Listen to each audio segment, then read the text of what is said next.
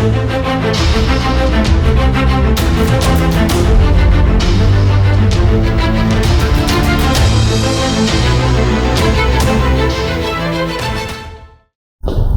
To त्रिशूल defence academy. I am BL Yadav. बच्चों, आज आप लोगों के लिए लेकर आया हूँ बहुत ही इंपॉर्टेंट सेक्शन। जैसा कि आप लोगों ने देखा होगा कि NDA का जो पेपर अभी हुआ है हाल में, उसमें आप लोगों को पेयर वर्ड देखने को मिला था। 10 क्वेश्चन आया था, यानी 40 मार्क्स का क्वेश्चन जो है, 40 मार्क्स के क्वेश्चन जो है आपको मिले थे पेयर वर्ड से जो है। तो ये बड़ा इंपॉर्टेंट सेक्शन है, इसलिए आप लोगों को क्या करना है, इसको अच्छी तरीके से आपको क्या करना है, तैयार करना है। तो इम्पॉर्टेंट इफ़ेक्टिव हम पेयर वर्ड को लाए हैं जो है आपके सामने, ठीक है। तो आइए शुरुआत करते हैं। यहाँ से आपको देखने को मिल रहा है अफेक्ट एंड इफेक्ट। तो अफेक्ट ध्यान दीजिएगा, अफेक्ट जो होता है ये वर्ब होती है, प्रभाव डालना। अफेक्ट का मतलब प्रभाव या असर डालना। टू इन्फ्लुएंस ये वर्ब है, और इफेक्ट जो होता है प्रभाव या असर होता है। इफेक्ट का मतलब प्रभाव या असर, और अफेक्ट का मतलब प्रभाव या असर डालना होता है। तो अफेक्ट वर्ब है और इफेक्ट जो है आपका, इफेक्ट क्या है, नाउन है। ध्यान दीजिएगा, अफेक्ट वर्ब है, इफेक्ट नाउन है। ठीक, यहाँ तक की बात समझ में आ गई। अब आते हैं हम लोग, दूसरा वर्ड आपके सामने दिखाई दे रहा है, एसेंट और एसेंट। अब इसमें देखिए, इसका मतलब होता है ASSENT। इसका मतलब एसेंट का मतलब सहमति होता है, एग्री, सहमति। क्या चीज़, इसका मतलब होता है सहमति, ठीक है। और एसेंट का मतलब क्लाइंबिंग अप, ऊपर चढ़ने के सेंस में, चढ़ाई के सेंस में। ASCENT, एसेंट क्लाइंबिंग, मतलब क्लाइंबिंग अप का मतलब चढ़ाई के सेंस में हम इसका प्रयोग करेंगे, ठीक है। इसका मतलब क्या हो जाएगा, चढ़ाई, जिसको हिंदी में इस तरह से लिखेंगे, ठीक है, चढ़ाई के सेंस में, ठीक। तो ASSENT ये सहमति के सेंस में, ASCENT क्लाइंबिंग अप यानी चढ़ाई के सेंस में, ऊपर चढ़ने के सेंस में, ऊपर चढ़ने के सेंस में, ठीक है। क्वेश्चन नंबर 3 बड़ा ही इंपॉर्टेंट।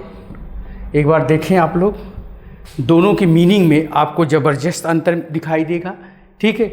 आल्ट्रेशन और आल्टरेशन।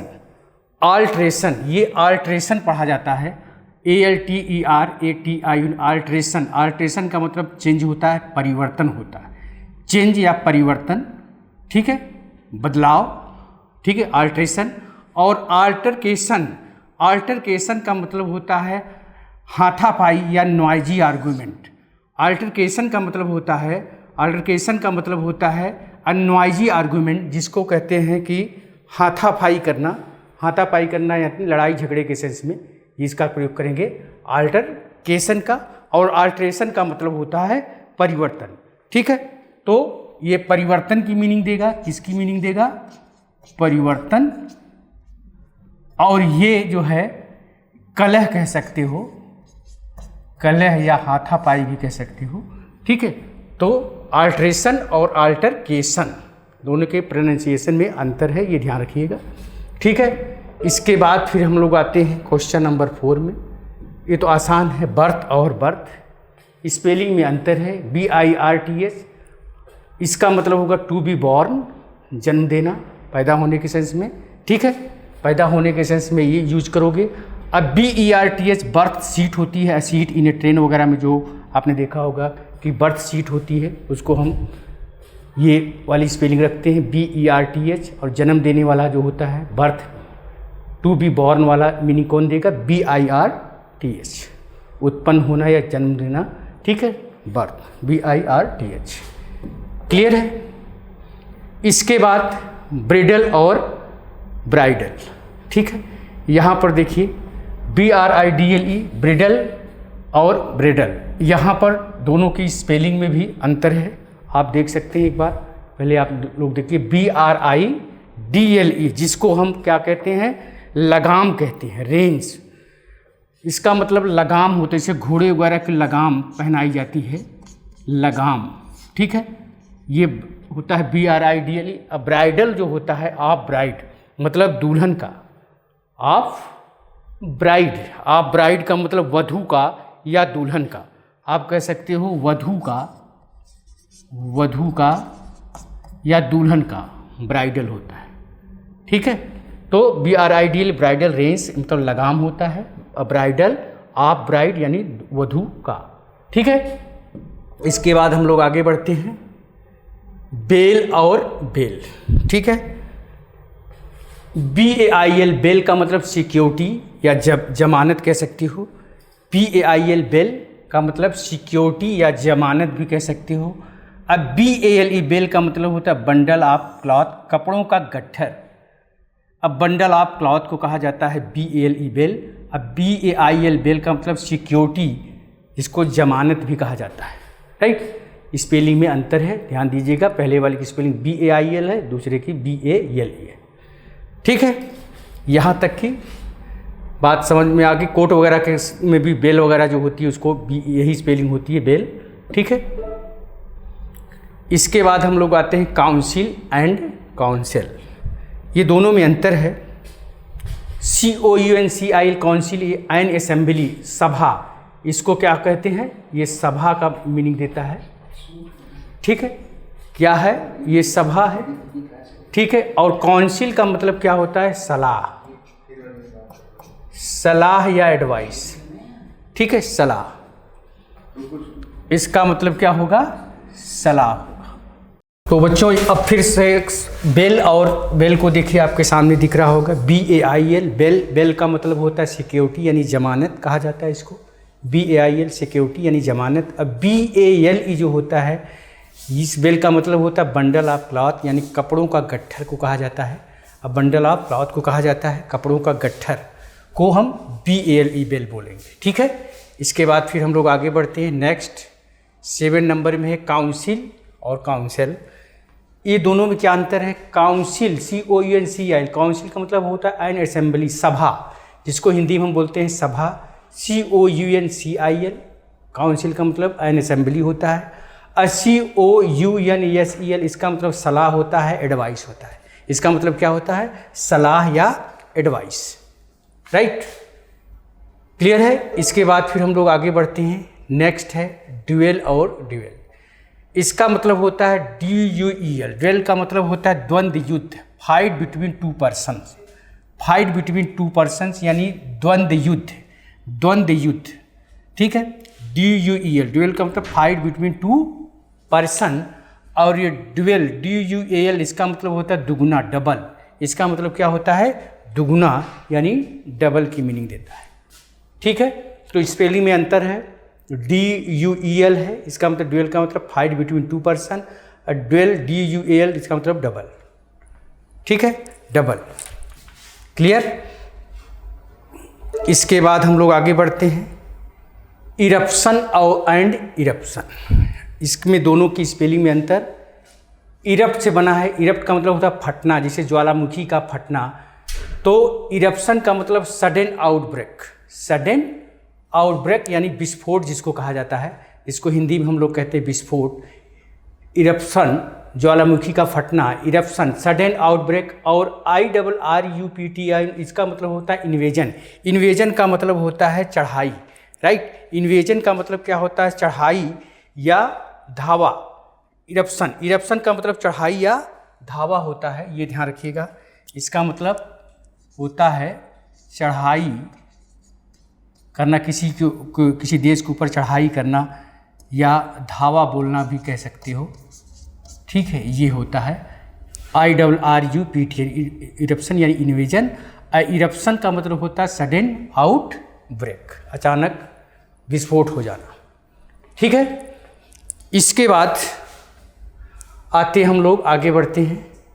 नेक्स्ट वर्ड है पर्सनल और पर्सनल। तो पर्सनल का मतलब होता है प्राइवेट यानी निजी, जिसको हम लोग निजी कहते हैं। ये पर्सनल का मतलब होता है body of person employed in a department. Personal का मतलब यहाँ पर क्या हो जाएगा, कर्मचारी। इसका मतलब होगा कर्मचारी, और इसका मतलब होगा निजी या खुद का। ये पर्सनल PERSONAL पर्सनल, प्राइवेट, निजी। अब PERSONNEL पर्सनल का मतलब होता है body of a person employed in a department यानी कर्मचारी जिसको कहते हैं, ठीक है। स्पेलिंग में अंतर है, ध्यान से देखिए, ठीक है, क्लियर है। इसके बाद फिर हम लोग आगे बढ़ते हैं। क्वेश्चन नंबर इसमें देखिए 11 अर्बन में देखिए क्या है, ठीक है। अर्बने का मतलब होता है कर्टेशियस यानी शिष्टाचार भी होता है, जिसको हिंदी में हम क्या बोलते हैं, शिष्टाचार भी बोलते हैं, ठीक है, शिष्टाचार भी बोलते हैं। और इसका मतलब होता है अर्बन यानी शहरी, जैसे रूरल होता है वैसे अर्बन होता है, ये वाला अर्बन, इसका मतलब पर्टेनिंग टू सिटी, शहर से संबंधित यानी शहरी, जिसको हम शहरी कहते हैं। ये अर्बने का मतलब होता है कर्टेशियस यानी शिष्टाचार से रिलेटेड, ठीक है। क्लियर है यहाँ तक। इसके बाद फिर हम लोग आगे बढ़ते हैं। ये क्वेश्चन नंबर 12 जीलेस एंड जेलस। तो जील से बना है जील, जीलस, जीलस का मतलब होता है फुल ऑफ जील यानी उत्साही, कह सकते उत्साह से भरा हुआ, उत्साही, ठीक है। और जेलस का मतलब होता है ईर्ष्यालु, एनवियस, ईर्ष्यालु, इसका मतलब होता है ईर्ष्यालु, ईर्ष्या से भरा हुआ। एनवियस का मतलब ईर्ष्यालु। और जीलस का मतलब होता है फुल ऑफ जील यानी उत्साह से भरा हुआ, उत्साही, ठीक है। क्लियर है। इसके बाद हम आगे बढ़ेंगे। तो दोनों की स्पेलिंग, ये जेड से शुरू होता है, ये जे से शुरू होता है, ये ध्यान रखिएगा। ये जीलस है, ये जेलस है, ठीक। इसके बाद है नेक्स्ट टेनर और टेन्योर, दोनों में अंतर है स्पेलिंग में।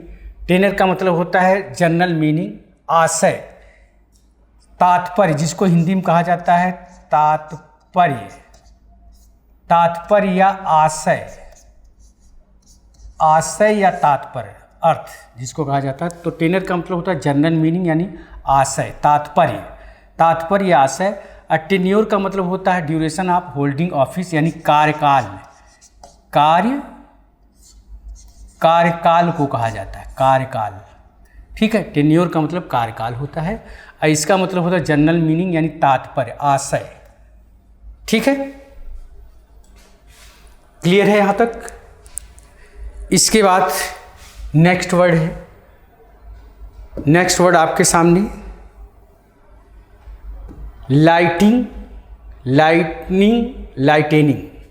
तो इस वाले लाइटिंग का मतलब होता है providing light, lighting, providing light का सेंस देता है।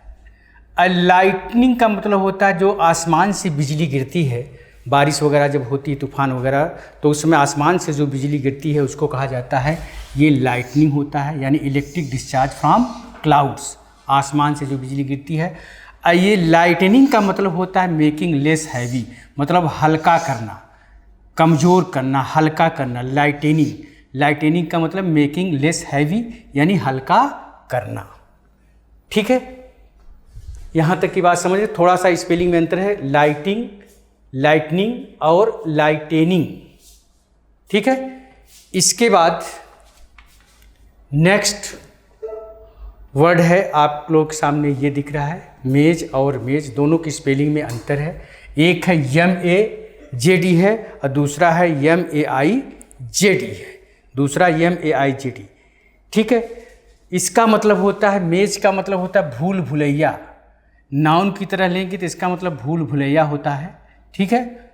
और वर्ब की तरह लेंगे तो भटकना भी होता है, वर्ब की तरह भटकना होता है, भूल भुलैया जिसको कहा जाता है MAJD। Maze complex system of path or tunnel in which it is easy to get lost or labyrinth. लेब्रेंथ का मतलब होता है भूल भुलैया, भटक जाना, भूल भुलैया। तो मेज का मतलब भूल भुलैया भी होता है।